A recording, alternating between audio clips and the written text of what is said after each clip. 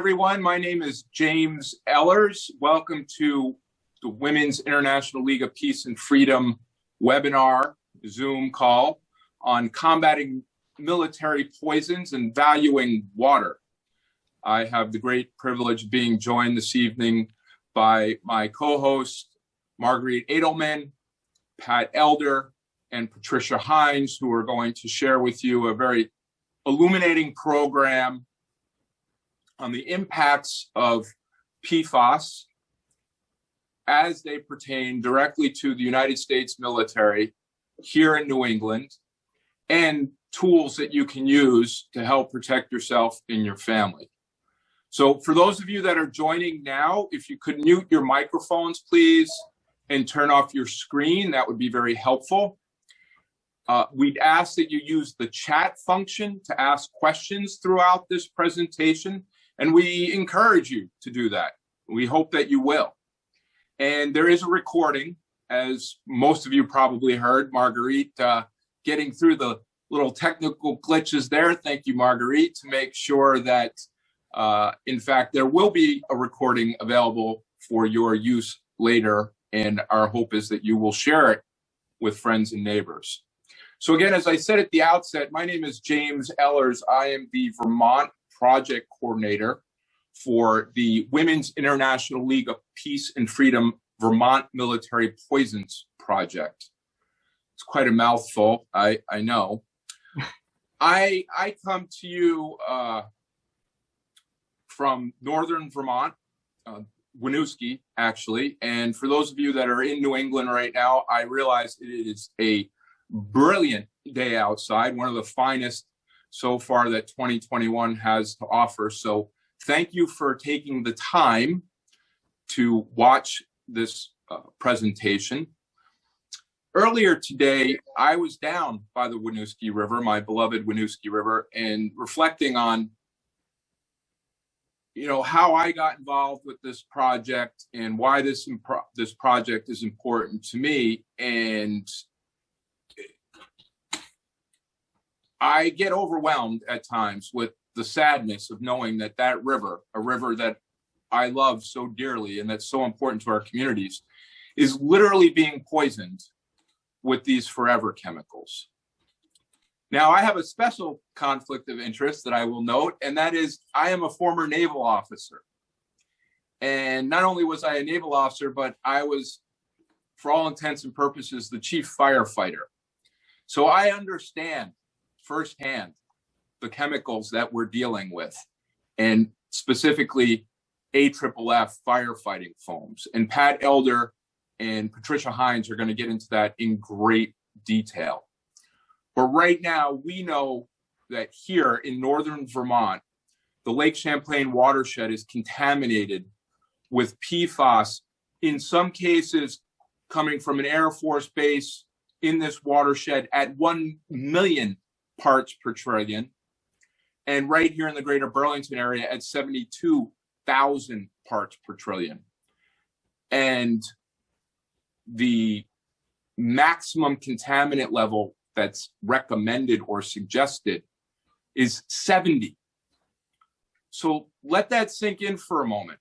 72,000, and the EPA guidance is 70.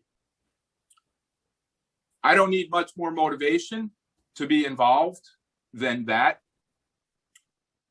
Like I said, as a veteran, I feel especially motivated to help solve this issue. And I am very grateful to the Women's International League of Peace and Freedom, the Earth Democracy Committee, as well as the local chapter of Women's International League of Peace and Freedom, WILPF Burlington. Yep, thank you, Marguerite. You beat me to it. It's almost like we rehearsed this. So you've heard the introductions. Pat is going to speak about the contamination of fish in particular, because we're not just being exposed through drinking water, we're also being exposed through our food supply. There's an excellent film, No Defense, that we're going to get to watch. And then at the end, we'll take some questions. There is a website, though, and that is the purpose of this seminar in particular, is the unveiling of this website, which will empower all of us. And I say that, all of us. Aaron Brockovich has noted that Superman is not coming, nor is Superwoman, nor Wonder Woman. It's going to take all of us working together with this information to address the problem that we have been left with in our communities.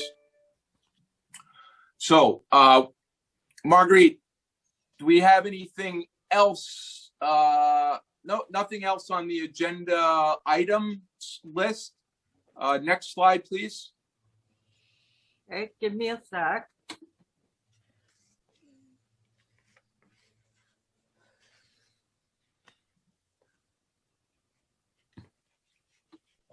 So I touched very briefly, and I know that everyone can read and probably has a better view of this on their screen. Here is the list of suspected or confirmed military sites in Vermont. I had also made reference to the Plattsburgh Air Force Base, obviously not in Vermont, but we share that watershed. Lake Champlain is a drinking water supply for some 200,000 people. And we do know that PFAS can migrate in groundwater and surface water tens to sometimes hundreds of miles.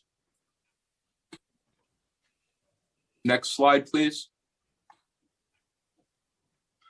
This is what the Vermont project hopes to attain. And with everyone's participation, I know that we can get this done. Our main focus right now is to make sure that people are educated. I meet Vermonters all the time who are not aware of this invisible toxin. So the number one thing people can do, because I understand how overwhelming it can be, the number one thing people can do is just ask questions of public officials. There's no need to be an expert. And as I pointed out, there are experts available through this project that Women's International League of Peace and Freedom is sponsoring. You're going to hear from some of them shortly. In fact, maybe right now it would be good to have Pat Hines speak. Excellent. So thank you for the segue. That was 8 minutes exactly, Marguerite. So we are right on time. And at this point, I would like to introduce Patricia Hines, also known as Pat Hines, with the Trap Rock Center for Peace and Justice. Pat is a well-known environmental health expert. Pat, thank you very much. Take it away. Good afternoon. My name is Pat Hines. I am a retired professor of environmental health, and I've also worked for the EPA in their hazardous waste program and for Massport, which is responsible for the Logan Airport. In all of my years of working with the study and cleanup of hazardous pollutants, I never heard of or came across PFAS. It's only in the past 5 years that I have become aware of how ubiquitous it is and of its risks and hazards. So PFAS has to be the best kept toxic secret in our history. And I would say that is due to an industry and government cover-up. Thank you. In 2020, January, the Environmental Working Group released a groundbreaking set of tests that found chemicals known generically as PFAS in the drinking water of dozens of US cities, some of them large municipalities. Based on these tests and new research that found PFAS widespread in rainwater, PFAS is likely detectable in all major water supplies in the US, especially those that use surface water. Sewers carry most human, commercial, and industrial liquid waste to wastewater treatment plants. Thus, PFAS chemicals would be present in wastewater treatment plants, the sludge they produce, which then may be put on farmland and grazing fields, and the effluent they discharge into rivers, bays, lakes, and groundwater. Landfills also leach liquid waste from PFAS-laden products, such as carpets, clothing, Teflon cookware, etc., into groundwater and nearby rivers. PFAS could also be discharging from over 2,500 industrial sites across the country. Airports and military bases have been a continuous source of PFAS used in firefighting foams and contamination of ground and surface water. Thus, PFAS chemicals circle through the web of life into water, soil, plants, fish, wildlife, and humans continuously. And because they do not degrade, they bioconcentrate in each part of the web. We excrete some through urine and feces, but slowly, and thus it builds up in our bodies. What are these chemicals that are collectively called PFAS? They are a class of thousands of related compounds formulated with extremely strong carbon-fluorine bonds that resist degrading. Thus, they are called forever chemicals. The most commonly used and studied are PFOA and Pfos. Their chemical properties, resisting grease, oil, and water in consumer products, as well as industrial uses, and their use in aqueous firefighting foam have made them widely used and ubiquitous in the environment since the 1950s. What is the role of the military in PFAS use and pollution? The U.S. military has been a major user of PFAS for fire suppressing foam, especially for petroleum-based fires here and throughout the world on its more than 800 military bases. As of March 2020, it's estimated that the drinking water of more than 700 U.S. military bases and surrounding communities could be contaminated with PFAS firefighting foam. Many, if not most, of the contaminated drinking water sources are on or near DoD installations. Since the 1970s, the Department of Defense knew that PFAS is toxic in fish through Air Force and Navy studies. Ignoring the research results, they have resisted taking their firefighting foam out of circulation. Under pressure, DoD will phase out current firefighting foams by 2024 and is replacing them with short-chain PFAS. But evidence suggests that the next generation of short-chain PFAS chemicals may be just as toxic. List of health effects. What of the toxicology of PFAS? PFAS is found in the blood of nearly 99% of Americans, plus in fish, seals, and polar bears. No place on Earth is untouched by it. PFOA and Pfos, the most common and most studied chemicals of the PFAS group, are linked to liver damage, reproductive and developmental toxicity, immune system harm, increased risk of thyroid disease, increased risk of many cancers. The potential synergistic effects of multiple PFAS chemical exposures are not yet known. Can PFAS in water and waste be destroyed? They can be removed from water by granular activated carbon, GAC filtration, and also reverse osmosis. But the industrial incineration of PFAS contaminated filters and other waste is not hot enough to destroy them and thus contaminates air and ends up in rainwater. The Battelle company has developed a process using supercritical water, that is water under extremely high pressure and temperature, that destroys the carbon-fluorine chemical bonds.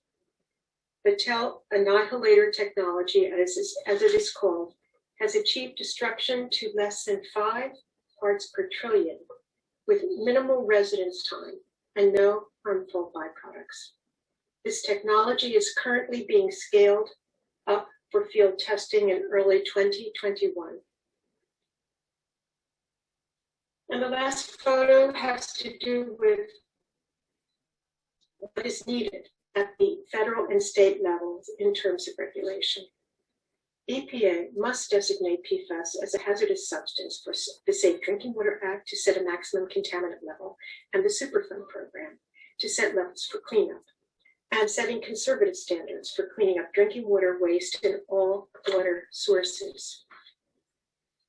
Now, once we have a Superfund program and the worst sites are put on the Superfund list, states have a legal right to make contaminated federal facilities, such as military bases, not listed on the Superfund list, but contaminated, to form a cooperative agreement with those federal facilities to clean up at state levels. And finally, Congress. The 2021 National Defense Authorization Act, which was passed, phases out PFAS use in firefighting foam by the Department of Defense and directs the department to award cash prizes for development of an alternative to aqueous film-forming foam without PFAS. Thank you very much.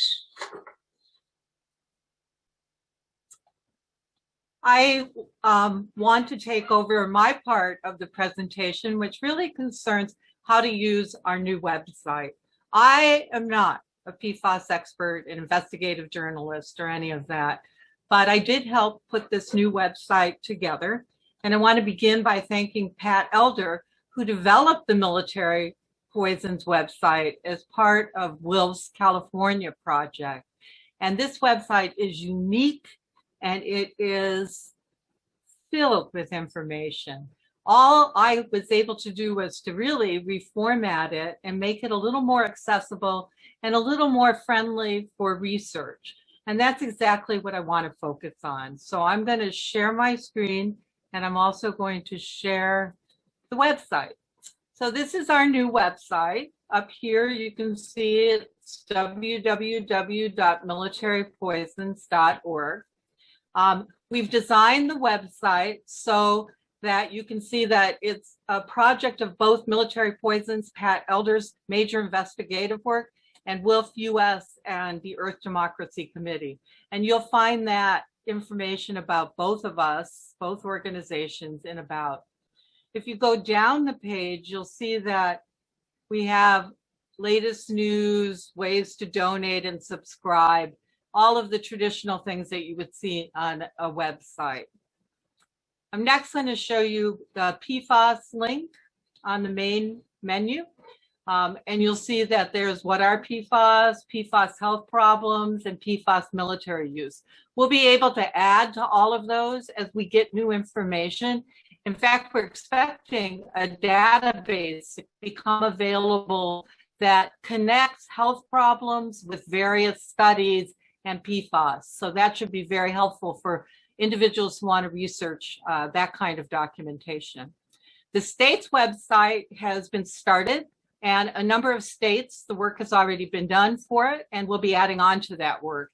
California, Maine, Maryland, Massachusetts, New Hampshire, and Vermont have already had a substantial amount of research done. And I want to share just the Vermont website with you before I show you how to do some research on a different state. So in the Vermont website, you'll get some general information about the purpose and our project goals and the individuals who are currently working on our coalition. So there's a lot of information there about who we are and what we're doing. Under media, you'll find newspaper articles from Vermont magazines, newspaper, radio, TV that deal with PFAS and PFAS contamination. The military sites page includes substantial information about the sites here in Vermont, and we put them together in a chart. And so what you can do where you see the red is click on the links and find out more, for example, about the Burlington International Airport and the contamination there. You can go to reference folders, and here you'll see what James was referring to earlier in the intro, the 72,000 parts per trillion. In fact, while there are like 5,000 man-made PFAS chemicals, the two that we're focusing on and that you'll see the most are PFOA and PFOS. And below this, you'll see also some information about Army sites. It's much more difficult to get information about the Army, but we have some information initially. Under the legislative and government page for Vermont, what you'll find is the current laws in Vermont. So we have 3 regulations on the books, and there's information about those. So you know what we've already legislated here. And under proposed policies, we give you the Safer States website, which I'm going to demonstrate later, and which lists what's currently being worked on in this legislative session. And finally, the government offices in Vermont, where you can find information about PFAS. Under media, it's what you'd expect to find. We have Pat's wonderful investigative journalistic articles. We have lots of news about PFAS. We have articles and books and videos and films. And under resources, we have a comprehensive list of national groups, information about testing and research, reports and databases, and legislation. What I want to do is take you through a sample case. I used to live, before I moved here to the Winooski River and Winooski, in New York. I used to live in Plattsburgh, New York, just across Lake Champlain. And Plattsburgh, when we came here at the turn of the century in 2000, used to have an Army base. In fact, it had closed down a few years before we came in 2000. It was the Plattsburgh Air Force Base. At that time, I knew nothing about PFAS. And one of my interesting revelations today, knowing as much as I do, is that even a closed base has a lot of contamination. And so I decided, for the heck of it, since I'd lived there, to do some research on Plattsburgh and the military base there. So I'm going to show you how we're going to go about doing that. Hold on. What we're going to start with is a wonderful map created by the Environmental Working Group. And it has come up in a second. Okay. It has military sites, drinking water contamination. Just give me a second here. And other known sites for PFAS contamination. You can come over to New York, and I happen to know that this little purple dot here is the Plattsburgh Air Force Base. If I click on that dot, the Environmental Working Group has already put together data about the past contamination. Now, remember, these are forever chemicals that is still there at the military base and in the city of Plattsburgh, just across the lake from us here in Burlington, Vermont. If we go down to PFOA, PFOS, and both of those together are PFAS, we are talking 1,045,000 parts per trillion.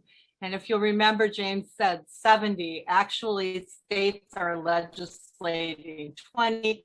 And even Harvard Medical is saying it shouldn't be more than 1 part per trillion.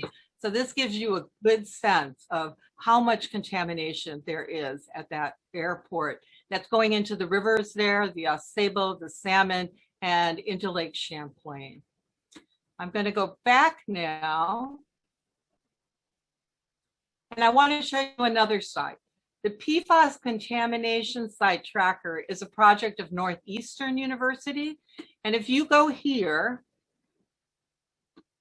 and click on the actual contamination site tracker here and come down the page, you'll see here at the bottom, U.S. contamination sites updated. If you click there, this will bring up, and it's working on it, every state that they have collected data on and the sites, not just military sites, but also landfills, industrial sites, airports. So if we wanted to find more on Plattsburgh, we'd come all the way down to New York. Wish I was faster at doing this. And we'd look for the Plattsburgh Air Force Base. Here it is. And if you go across, you can start then learning more about what contaminated it, links, when the last report was done. Here's the numbers we talked about. Even a number of wells around the airport, I think it's like 53 wells, are contaminated with PFAS. And those are personal wells that people own.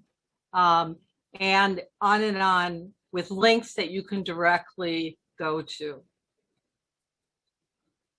Let's say now that you wanted to check, find that report, that 2018 report.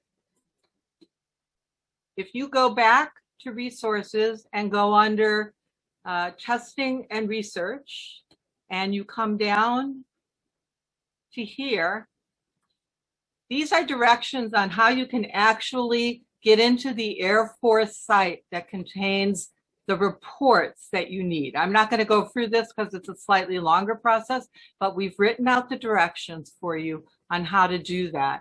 And you can get the actual report and see the actual sites, where they're at, with maps and detail. We've also supplied the same information for the Navy and their site. And the only site that's available for the Army, which isn't that great, is here. So the steps are pretty similar, and you can also research the Navy and the Army. Since I lived in Plattsburgh, I might also be interested in finding out about the quality of my water. So this is another wonderful environmental working group link. When you click on it, it takes you to a page where you can enter the zip code of the city that you want to check the water on. So Plattsburgh is 12901. If I go there, it'll give me different choices of the different water services or municipality utility services in that area. And let's say I choose Greater Plattsburgh Water District. If I come down, I'll now learn the contaminants in my water, not necessarily PFAS, because frankly, PFAS is not included in these reports. And I'll talk a bit about that. But the other contaminants in the water that the environmental working group has determined are hazardous and should be looked at. So if you are interested in that, you can at least find out about what's in your water. And we would encourage you to advocate and contact your local municipal water service and demand that they start including PFAS data so you know how much PFAS is in the actual water that you're drinking in your home. I'm going to go back again.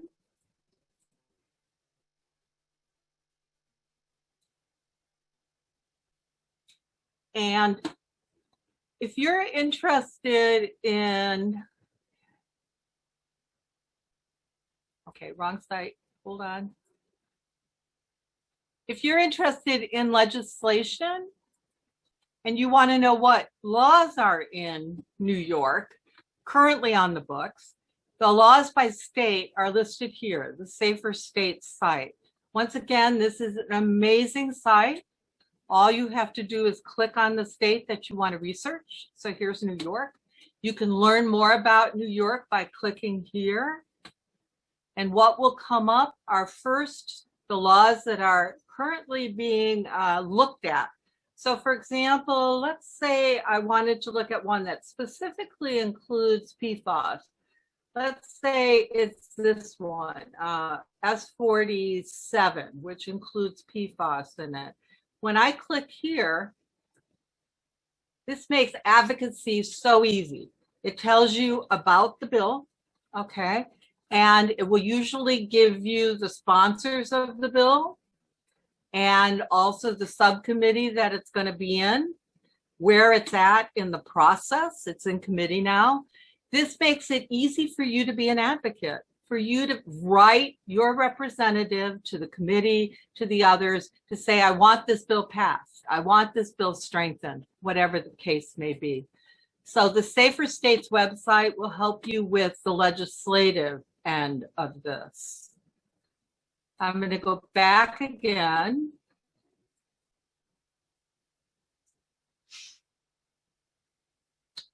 Okay, it's taking a minute. I'm sorry about that, because I want to talk a little bit, just two quick things before we turn the program over to Pat Elder.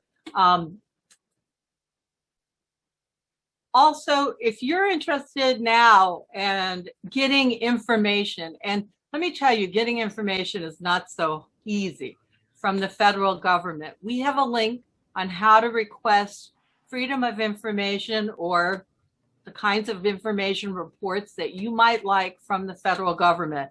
And this gives you the steps for that. Each state, however, has slightly different laws. If you want to get information through the freedom of information in your state, this will then give you the directions on how to get that information from your state. And at this point, I'm going to stop sharing my screen, and I want to turn the program over to Pat Elder. Well, thank you, Marguerite. Can you put my slides up? I am doing that. There we go. Oh, maybe not. Hold on. That. I need to go back. Okay. Oh, no. Sorry, I need to share my screen. There. And do you see it, everyone?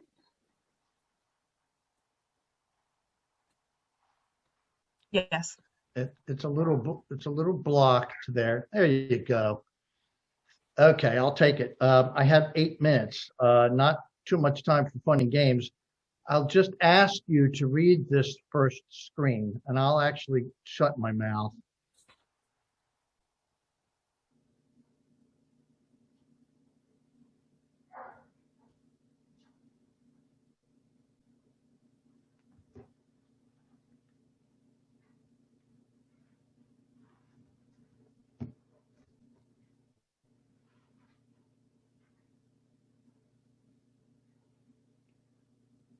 So it never breaks down, and it bioaccumulates in the fish and in us. So we are in trouble.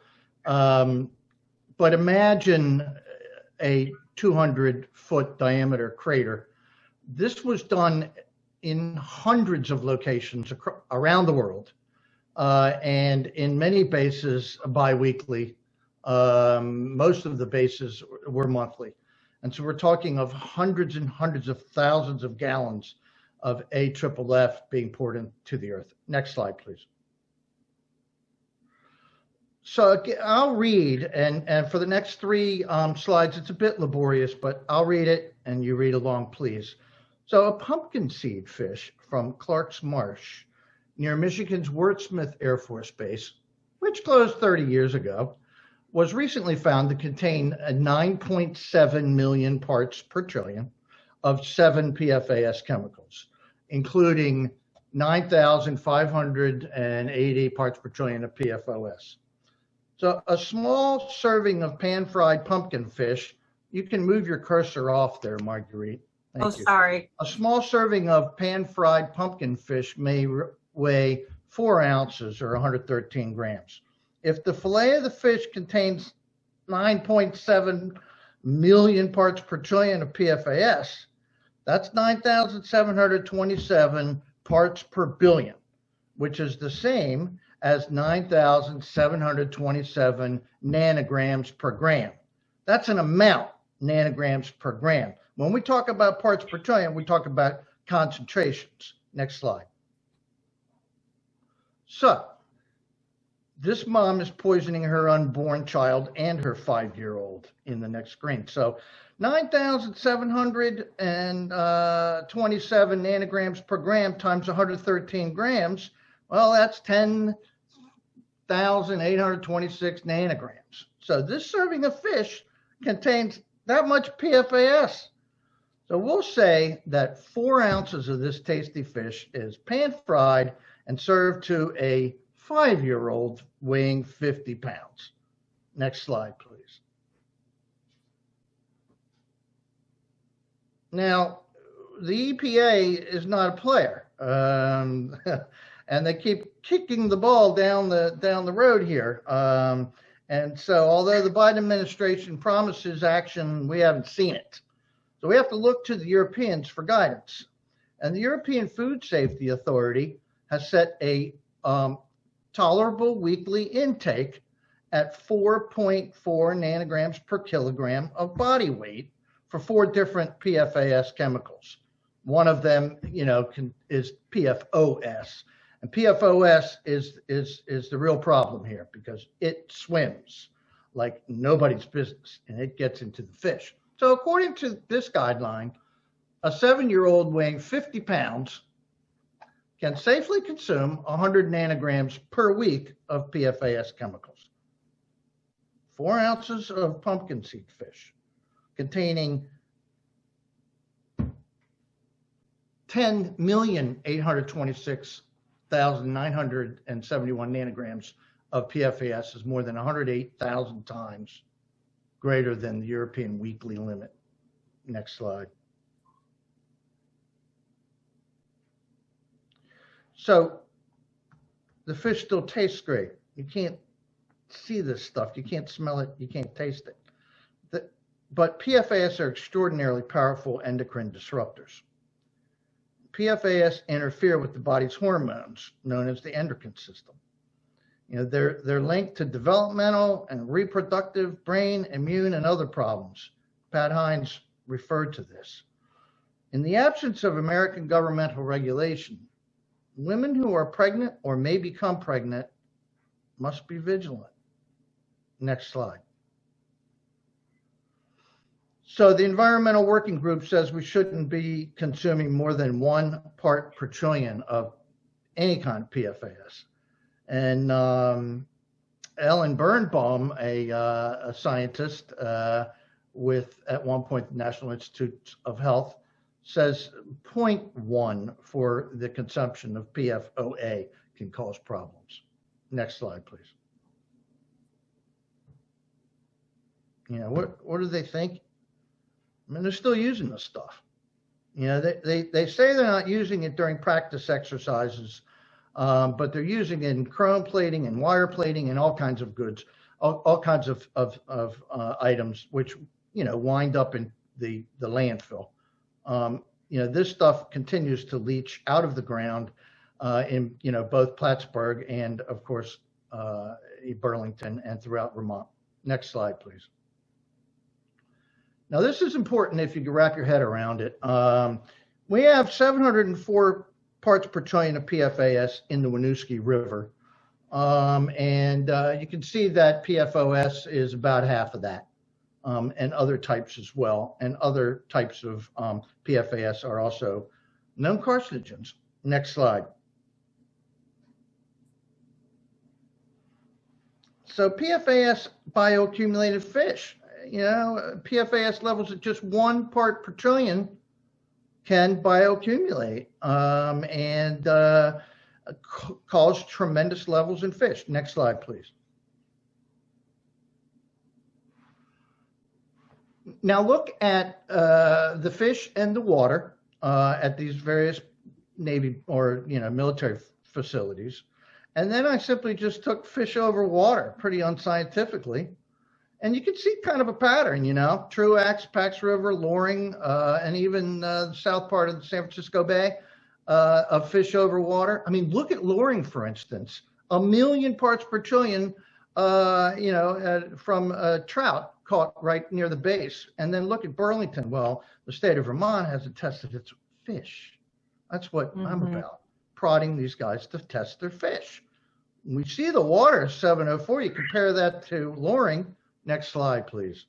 And now we're going to move quickly. The Europeans say that 86% of the PFAS in our bodies comes from seafood. Next slide. The FDA says, don't worry, be happy. There's no scientific evidence you can eat whatever you want to eat. Next slide. This is what it looks like from an airport hangar. 1 teaspoon could poison a city's reservoir. Next slide. Wastewater treatment plants don't know how to deal with this stuff. They just pass it through. It's a huge problem. Next slide. The stuff out of the wastewater treatment plants turned into sludge and it's slathered on fields. Next slide. The stuff's incinerated by the military over poor communities, of course, and it doesn't burn. Next slide. That's it, right? That's it. Well, I Yep. did. See, look, 8 minutes, man. Yeah. Thank you.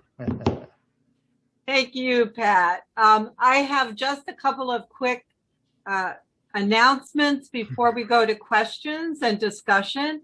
And we can, of course, stay on longer if we would like to, but we plan to end at 5. First, I want to encourage people to visit the website and explore it. I want to encourage you to subscribe. If you subscribe, Pat Elder will send you advanced articles and blogs, and you'll get information about the various activities, programs, webinars that we're offering. And right now, the Vermont Coalition is active, but we're hoping to get coalitions in every state. Our goal is to start with the New England states and to work out from there. So we also give an option for you to say if you're interested in helping work on a particular state project. And for Earth Day, we have a special plan. We have been able to get a copy of No Defense, which is an award-winning documentary that we will be showing from April 16th to April 25th for free.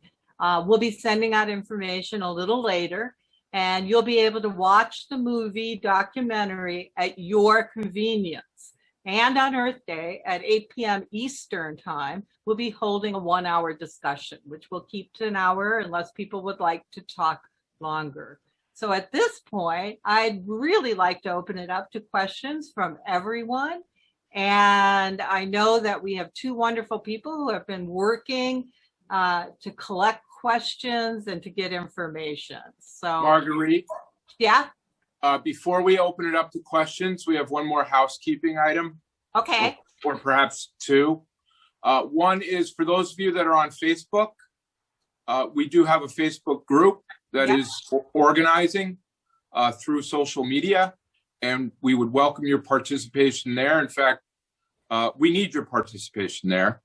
And the second is we also have a Google group where you can subscribe, and we are constantly sharing information among Vermont activists and activists around the country so as to help people protect the water, their food, and their families. So we have active legislation in the state of Vermont.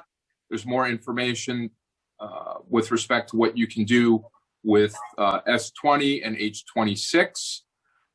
Pat's chuckling because he knows that we already have problems with that legislation. But in the interest of time and including as many people as possible, I am here to assist and support everyone in creating a better world. So thank you to all of you for participating. With that, I'll turn it back to Marguerite. Thank you for your leadership. Thank you. And I'm hoping that Nancy or Bob will help us field questions. If you have a question, I think you can raise your hand or type it into the chat box and we'll get to it.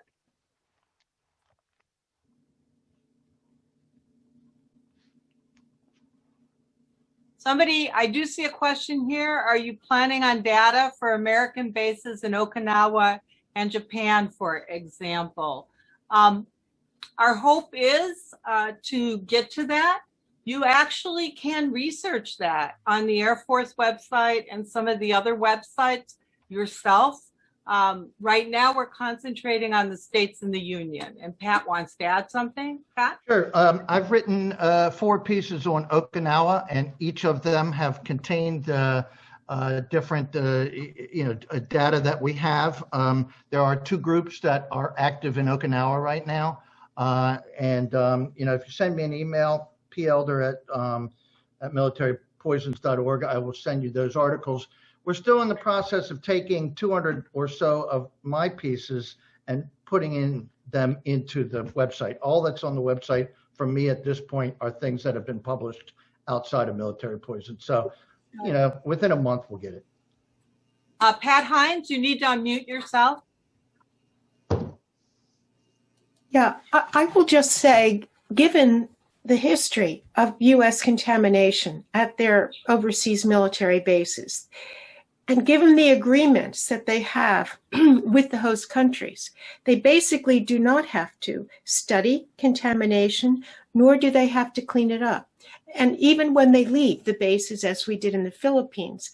And so what Pat mentioned about Okinawa would be true at all of our 800 military bases, where we have Air Force bases and also naval bases, as well as Army bases.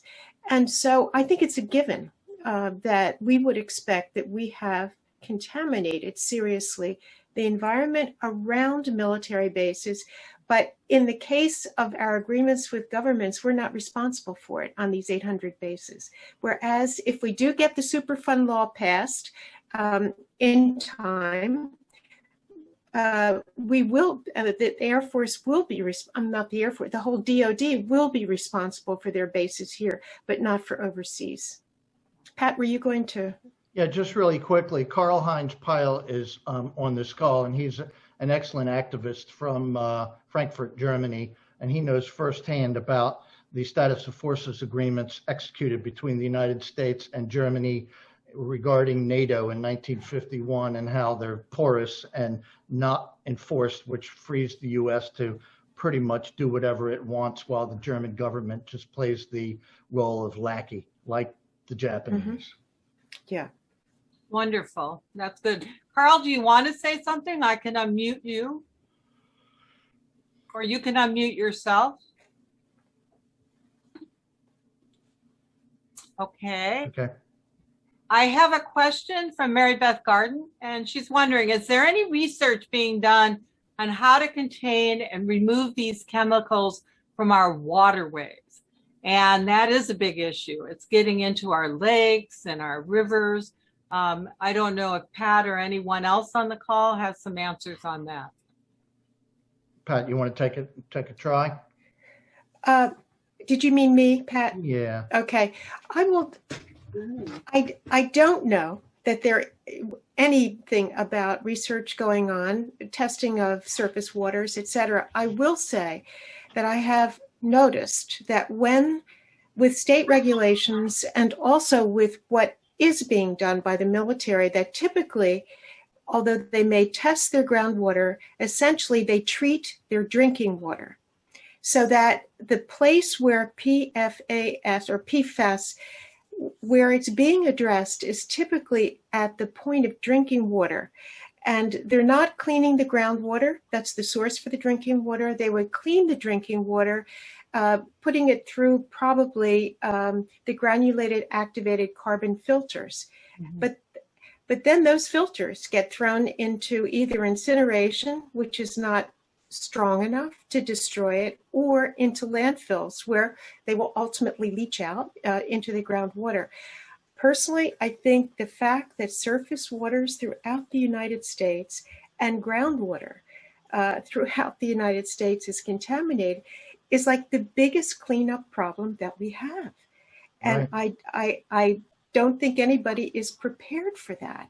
So the best they will do is filter municipal drinking water plants. You saw the slide of the granulated activated carbon at more of a commercial industrial scale, or with drinking water wells to put a filter on the faucet, where the water is coming out. But it's mainly drinking water. So fish don't get their drinking water cleaned up in rivers, surface waters, ponds, lakes, etc. No, that's right.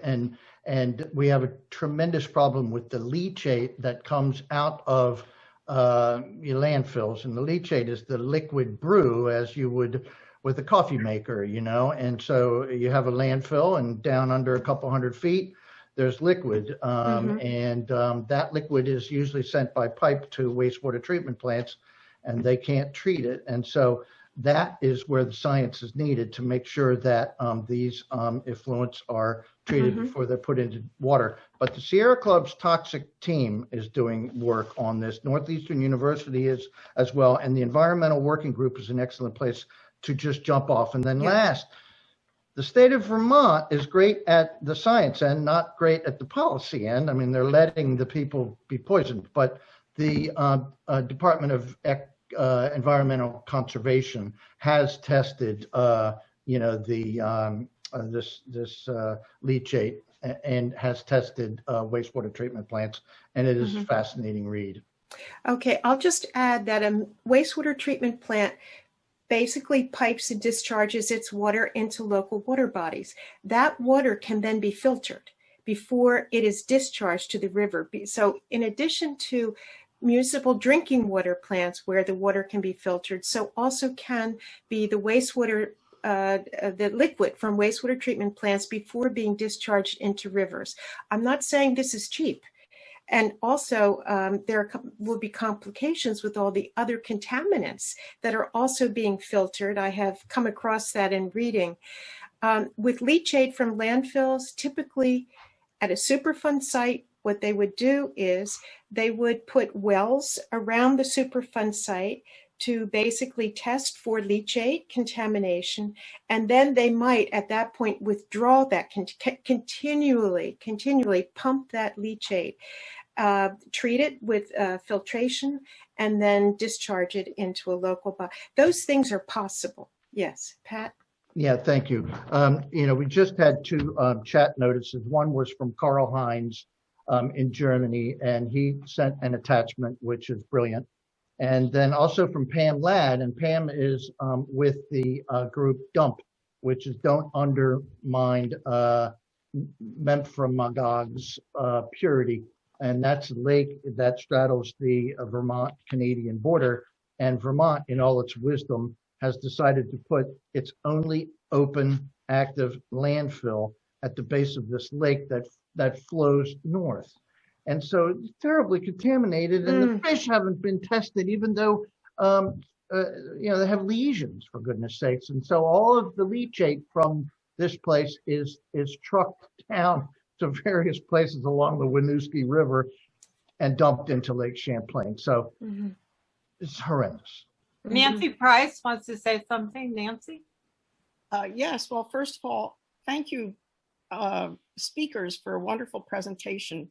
I wanted to add that since tomorrow is World Water Day, that Nestle Bottled Water North American enterprise just sold their operations in North America to a hedge fund.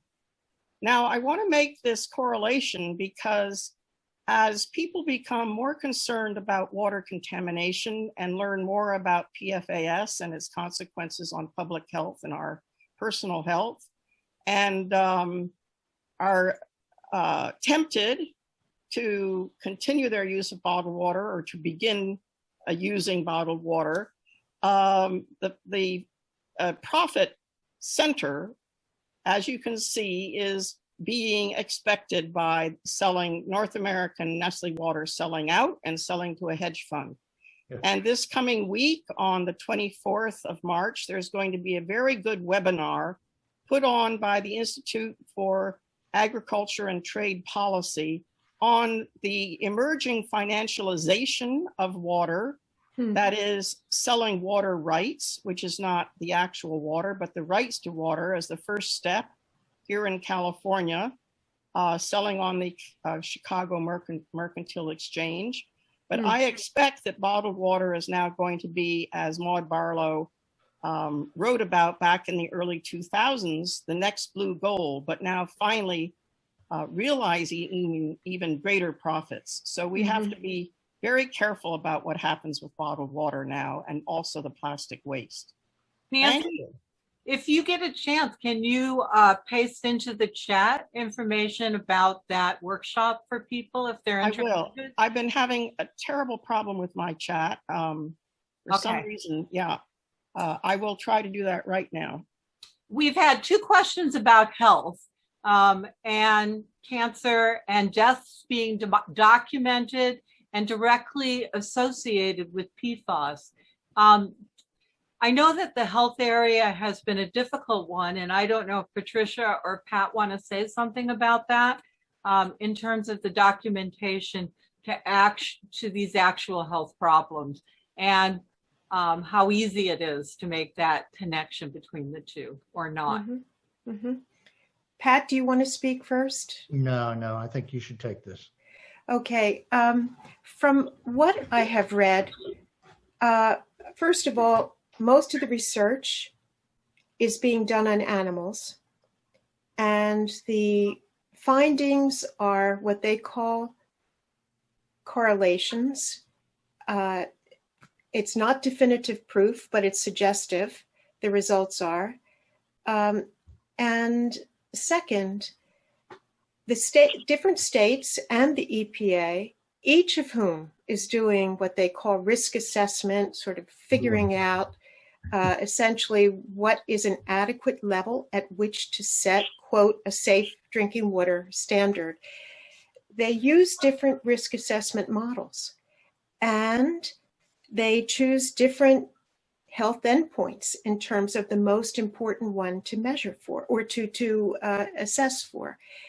And in part, that explains why different states, Massachusetts is 20 parts per trillion, California is much lower, but in part, it explains why there's differences among these states. The key is it's not in EPA's interest because of the implications to set a very low safe standard, but the pressure has to be on them to do so.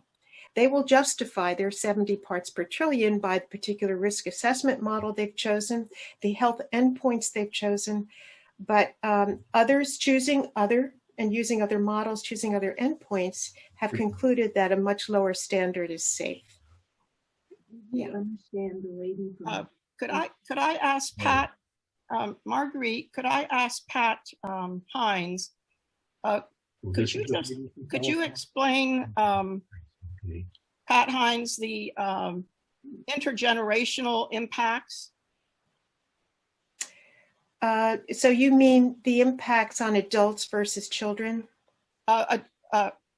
Children born to exposed parents. Oh, I see. So I only could say what I have read, which is probably what many of you have read, which is that there are reproductive health effects on children. A number of them seem to be neurological. They're not old enough for cancer to show up, so that will probably come much later. But in their learning abilities, for example, or disabilities, that's what has been documented so far, at least from what I've been able to find in reading. But see, just because cancer isn't found, it just doesn't apply right now. They need more time. We had a question about, is anyone testing bottled water for PFAS? I could take that. Pat? Just Okay. off the top of my head, yes, there is no federal regulation regarding PFAS levels in drinking bottled water. And so the industry self-regulates. And so, yes, there have been reports of bottles of water with double digits of PFAS pretty frequently. I know it was ironic when I did a little research and found that one of the military bases that had to have bottled water sent in, that the firm that they used actually was one of the firms that had high levels of PFAS in the bottled water. Yeah. I will just add that at least I know this from a decade or two ago, that bottled water companies were not, as Pat said, were not held to the same standards as Safe Drinking Water Act holds municipal facilities to. Secondly, it all depends on the source of the bottled water. I have even read that some sources are municipal drinking water, are municipal plants. Oh yes. And others, of course, are groundwaters. But everything depends on the source of the drinking water and the bottled water, and it usually doesn't disclose that, I believe. Yeah. Good. Oh, yes, it does. I have one more question. We'll take one more question. And if we didn't answer your question, please don't hesitate to send them to us. I'm going to put up a final slide that has all of our emails, the website, and other information. So this question is there any safe way to dispose PFAS, the filters, One way for radioactive material is thought to be in very thick class. Is there any work on this problem? I'm not sure I totally understand this question. It's from Jane Doyle. So Jane, if you want to clarify anything and unmute yourself, you're welcome to do that. Yes, what I'm thinking about is, as both Pat had talked about, that the problem with once these filters have gotten the PFA or all the PFAS out of water, then they go into landfills, and then eventually the PFAS, the chemicals come out anyway. So is there any thought about what can be done with the filter once it has cleaned the water, so that it does not in turn disgorge the chemicals back into the water system? I have to go, but I will just say quickly, there is research going on in terms of what processes, industrial processes, would destroy the PFAS in the filters. And they have found that it's a critical point of pressure and temperature in water that is capable of destroying the PFAS. I can tell you that it was on my last slide. There are a couple of companies that are basically researching and ready to market this. Secondly, Duke University, I came across their site. They have developed the same type of process with high critical temperature water and pressure, which destroys the PFAS. They are interested in portable units, and especially using in developing countries to clean water. But I would just say, go on the website, Google for destruction, PFAS destruction technologies, and you will come across those companies that are sort of in the research and early development stage and ready to sort of market it up, especially if it were regulated that you had to do it. And that's the key. One thing that's striking me about that, though, is that the energy cost is going to be very, very high, which takes us into a whole nother part of climate warming and so forth. Jane, so that's why I was thinking about encasing them rather than destroying the chemical. So Jane, it's a good point. If you go into the Duke site, I believe it's the Duke University site, and also the other, I've forgotten the name of the company right now. They recycle, actually, they recycle the water to basically reuse the heat, extract the heat from it. Okay. And so that's a saver. And one of those processes also ends up developing some electricity. And so, I mean, they're working, in other words, to basically reuse some of the heat. And then also, if they can generate electricity from this process, all the better. They'd probably put it in a battery. And but your point is very good. Yeah. Thank you. I'll look at those sites. Thank you. Okay. I want to thank everyone for coming today. I'm going to put the final slide up, and I'll leave it on for a few minutes. You can also copy the chat, just select all and paste it into a Word document if you want. So you can keep track of anything you might have learned through the chat. So thank you for coming today. Please visit our website. Please subscribe so you get news. And please join us in the important advocacy work of getting rid of these forever chemicals from our environment. Thank you. Thank you. Thank you. Remember, Superman's not coming. We are the change.